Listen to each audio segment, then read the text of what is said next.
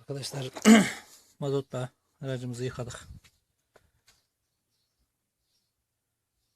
Elimizden geldiğince tüm aksamlarını sildim. Şimdi hava tutacağım kompresörle. Kompresör olmasa bu işler yapmam biraz zor. Burada hava filtresi falan vardı. Onları da söktüm komple. Aşağı kısımlar iyice temizlensin diye.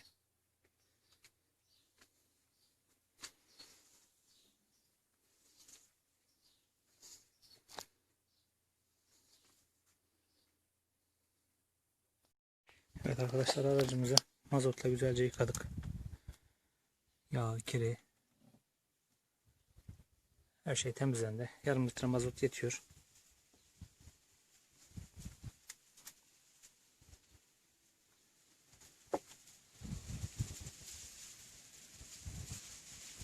Hava filtresini de taktım, toparladım buraları.